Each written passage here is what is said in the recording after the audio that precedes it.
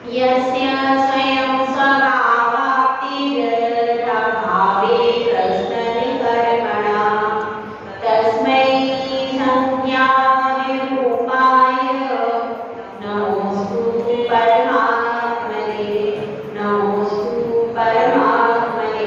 पंच परमेश्वरी भगवान की जय। एक हजार श्री शांतिनाथ भगवान की जय। परम पूज्य आचार्य श्री स्वामी महाराज की जय। आचार्य श्री मालवीय महाराज की जय।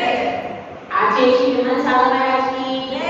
आचार्य श्री तप सम्राट सरस्वती सागर महाराज की जय। आचार्य श्री सुंदर सागर महाराज की जय। अहिंसा में विश्व धर्म की जय। चिन्वाणी माता की जय।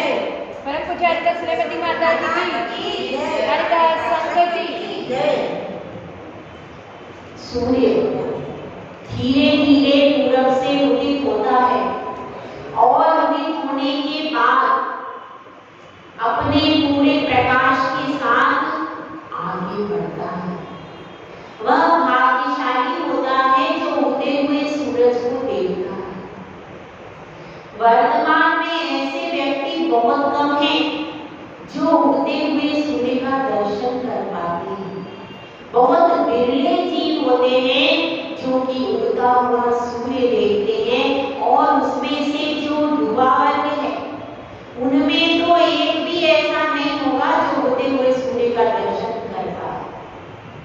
है कि नहीं सही बात? कोई नहीं।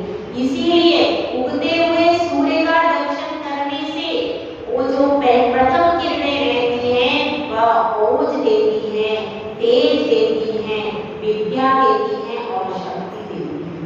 यह चार गुण उन उगती हुई किरणों में होती हैं। और चूंकि आप देख लीजिए पहले के लोगों के चेहरे की तरफ आज भी उस चेहरे पर ओज है, तेज है, शक्ति है और साहस भी है। लेकिन आज के बच्चे का आप फिर से देखिए उस पर आपको ओज नहीं मिलेगा, तेज नहीं मिलेगा और वे डल पड़े रहेंगे। मतलब उनके अंदर साहस नहीं है कोई चीज को करने का। यहाँ तक कि अपने विवाह को भी करने से वो घबराते हैं कि हमारे गले में घंटी मत कर। विवाह जैसे छोटे से इंस्टीट्यूशन को करने में भी उनको घबराहट हो रही है। हो रही है। संतान को जन्म देने से भी वे पीछे हिचकते हैं। ऐसा क्यों है? ये तो एक नॉर्मल चीज थी। पहले गृहस्थ आश्रम में ये सब नॉर्मल चीज थी कि नहीं? लेकिन इतनी छोटी सी नॉर्मल चीज भी उनको एबनॉर्मल लगी। क्यों? क्योंकि सुबह के सूर्य की किरणों का सामना उन्होंने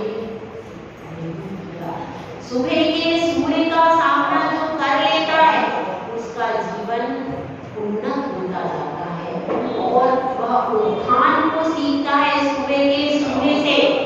अब वह वर्तमान में यह आवश्यकता है, अगर हम चाहते हैं हमारे बच्चे में तेज आए, शक्ति आए, हो जाए, तो क्या करना चाहिए? कुछ भी नहीं करना चाहिए।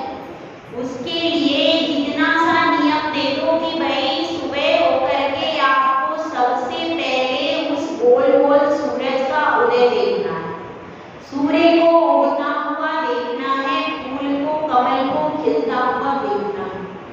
इतना सा भी यदि नियम हो जाएगा बच्चों में जो डलनेस आ रही है, जो वो बार बार हार जाते हैं चीजों से, और डलनेस खत्म हो जाती है क्योंकि सूरज कभी हारता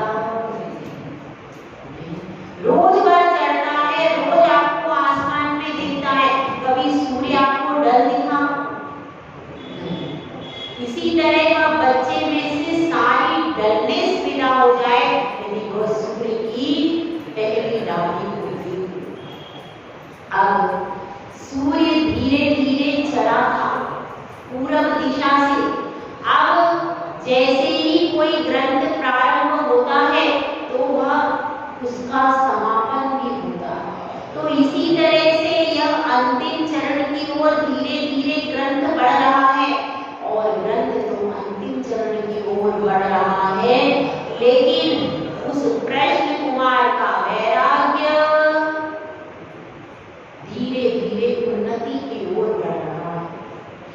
जैसे जैसे उनका इष्टोपदेश आचार्य पूज्यपाद स्वामी का अंतिम चरण की ओर जा रहा है, वैसे वैसे यह जो है क्या हो रहा है, प्रश्न कुमार का वैराग्य एकदम ऊपर की ओर जा रहा है, चढ़ता ही जा रहा है। तो वह चढ़ता जा रहा है, वह आगे बढ़ता जा रहा है और इधर उसके परिवारों का मुख मलिन हो रहा है, क्योंकि अज्ञानी जीव चाहते हैं लोगों की अपेक्षा से खींचना वैरागी को, और ज्ञानी जीव गुरु के चरणों में जाना चाहता है। दोनों में कशमकश जारी है। अब इस युद्ध में कौन जीतता है, अगर सब इसको देखेंगे तो धीरे धीरे प्रश्न कुमार ने कक्ष में प्रवेश किया। दोपहर से उनका मौन हो गया था। क्यों? क्योंकि श्रद्धा देवी बहुत कुछ बोल रही थी, पुरानी बातें याद कर रही थी। 25 साल पहले पुरानी जब मुझे भावने देकर के लाए थे, न जाने क्या क्या आज सुना दिया, तो आज दोपहर से उन्होंने मौन धारण कर लिया। अब वो कुछ नहीं सुन रहे और वे अब पुरानी एक एक घटना याद कर करके सुना रहे हैं। पहले क्या हुआ था, कहाँ घूमने गए थे, कहाँ गए थे, क्या खाया था, कौन सी शादी में गए थे, कहाँ मिले थे, क्योंकि इन दोनों की उस पुराने जमाने में भी लव मैरिज हुई। कहीं शादी में गए थे, वहां पर पसंद कर लिया था, तो वो पुरानी पुरानी बातें निकाल रही थी कि आपने मुझे पसंद किया था, ये किया था, वहां पर कुछ भी बताए तो पुरानी बातें याद करके कहीं राग नहीं हो जाए इन्होंने, इसीलिए उन्होंने कान बिल्कुल ऐसे कर दिए, सुन के भी अनसुने और बिल्कुल जाग करने बैठ गए। अब श्रद्धा देवी और परेशान हो गई। फिर भी उन्होंने कहा अब तो क्लास का, जैसे क्लास का टाइम हुआ तुरंत उन्होंने अलर्ट हुए, अपने कागज पत्रे संभाले और बिल्कुल मुस्कुराते हुए कक्ष में आ गए। पूज्यपाद भगवंत के चरणों में बार बार नमस्कार कर रहे और अपने मन से भावना पा रहे हैं कि हे मेरे गुरुदेव, आपका यह शिष्य कहीं वैराग्य से राग की ओर ना चला जाए। ऐसी भावना तो उसके चेहरे के एक्सप्रेशन देख करके महाराज सब समझ जाते, ज्यादा बताने की जरूरत, ज्ञानी जीवों को ज्यादा बताने की जरूरत नहीं होती, तो चेहरा देखकर ही सब समझ जाते। तो चेहरा देख करके हल्का हल्का मुस्कुराते हैं पूज्यपाद भगवंत और प्रश्न कुमार अपने प्रश्न को रख देता है। वह प्रश्न रखता है कि हे गुरुदेव, आपने आत्मा की बहुत चर्चा कही, बहुत सारी बातें बताई, लेकिन एक बात बताइए कि मेरा मन तो कभी कभी तो आत्मा की ओर लग जाता है, लेकिन जब राग के दृश्य सामने आने लगते हैं, कोई राग के गीत सुनाने लगता है, तो झड़ कर को मन का पंछी इधर उधर बोलता तो है। तो ये बताइए कि यदि वह पंछी पूरा ही राग के सागर में चला जाए तो क्या होगा, कैसी उसकी परिणति होगी? यदि वह विषय भोगों के सागर में पूरा निमग्न हो जाएगा तो क्या होगा गुरुदेव? गुरुदेव इसका उत्तर इस श्लोक में देंगे। अविद्वान् उद्गत द्रव्यं योगी नंदति तस्य तत् न जातु जंतो सामीप्यं चतुर्गतिषु मुच्यते। इसमें कह रहे हैं अविद्वान् उद्गत द्रव्यम, गाथा नंबर 46। जो अविद्वान है, जो कि कैसा है, बहिरात्मा है। आपने छेडाला में पढ़ा होगा, पढ़ा है किसी ने छेडाला? बहिरात्मा, अंतरात्मा और परमात्मा, 3 प्रकार की आत्मा होती है। तो अविद्वान कौन है?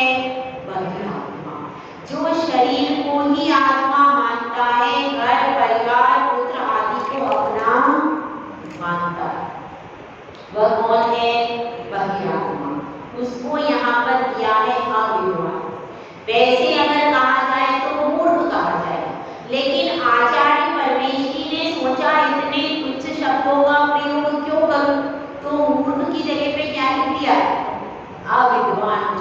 विद्वान नहीं। इसी क्यों ऐसा लिखा? क्योंकि उनकी हित मित प्रिय वाणी है। अगर कोई व्यक्ति अंधा भी होता है तो उसको अंधा कह के नहीं बुलाते। काना होता है, लूला होता है तो लूला कह के, क्यों? इन वजहों से उसके मन को तकलीफ हो सकती है। इसलिए उन्होंने यहाँ पर मूर्ख शब्द का प्रयोग न करके अविद्वान शब्द का प्रयोग किया है। अविद्वान मतलब बहिरात्मा जीव है। अविद्वान उद्गल द्रव्यम यो विनंदति तस्य तत्। वह उद्गल द्रव्य का अभिनंदन करता है, आदर करता है। जो अविद्वान है, बहिरात्मा है, वो किसका आदर करेगा? जीव का भी उद्गल का शरीर की सुंदरता देख करके वह आसक्त हो जाता है परद्रव्य। वस्तु की सुंदरता देख करके होटल में क्या होता है? सिर्फ प्रेजेंटेशन अच्छा होता है, अंदर से कुछ नहीं है, उसमें कोई गुण नहीं है, कोई क्वालिटी नहीं है। सिर्फ प्लेट पर जो परोसा गया है उसका डेकोरेशन और प्रेजेंटेशन अच्छा होता है, बस। अब वह 2 दिन का बासी खिला रहा है, कौन से पानी से बनाया है, कैसे उसको अरेंज किया है, ये कौन देखता है? सिर्फ अपन बाहर से डेकोरेशन देखते हैं, हरी हरी चटनी है, लाल लाल इस पे ये है, ये ग्रीन सजा दिया, ये देखो बढ़िया डेकोरेशन। बस उस डेकोरेशन को देख करके और अपन उस वस्तु को और उसमें कुछ ऐसे मसाले आदि डाल देते हैं जिससे उसका स्वाद अच्छा लगता है। बस अपन स्वाद के ऊपर जाते हैं और स्वाद के ऊपर जो जाता है वह अंतरात्मा नहीं हो सकता। अंतरात्मा तो अंदर के गुण देखता है, बाहर की चमक को नहीं देखता। तो जो उद्गल का अभिनंदन करता है उसका क्या होता है? न जातु जंतु सामीप्य। वह कभी भी आत्मा के समीप में नहीं जाता है। और चतुर्गतिषु मुंजति, और चतुर्गतिषु 4 गतियों को कभी छोड़ता नहीं है। हर समय चतुर्गति में उसका परिणमन चालू क्यों रहता है? इसलिए रहता है कि आदर किसका करना चाहिए? जीव द्रव्य का।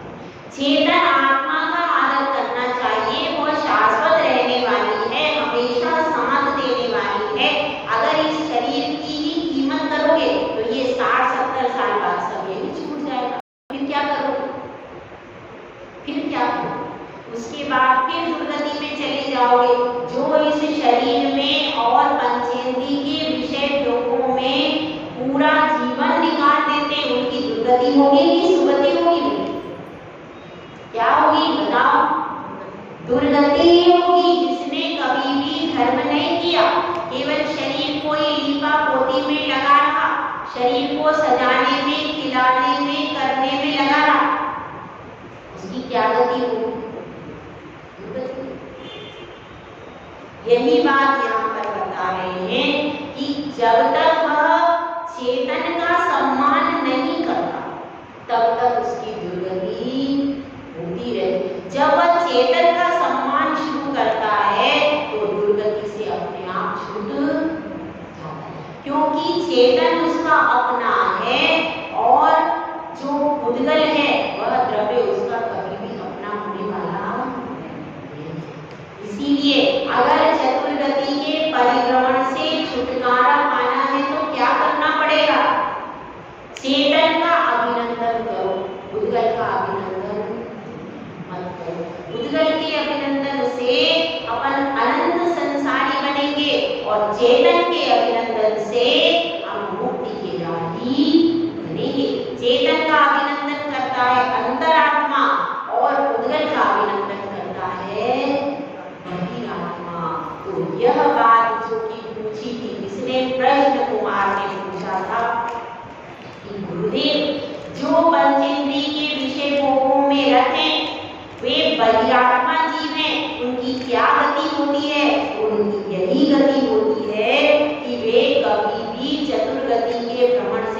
छुटकारा नहीं पाते।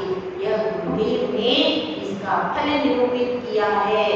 और अब यह सुनकर के श्रद्धा देवी का मन थोड़ा सा कंपित हो गया कि मैं अगर धर्म नहीं करूंगी तो मेरी गति क्या होगी, ऐसा वो विचार करें। आप लोग मत कर लेना, वो कर रही श्रद्धा देवी विचार कि अगर मेरे धर्म में कमी रह गई तो मैं चतुर्गति में परिभ्रमण करती रहूंगी, ऐसा वो विचार कर रही है। जय बोला जय सुंदर महाराज।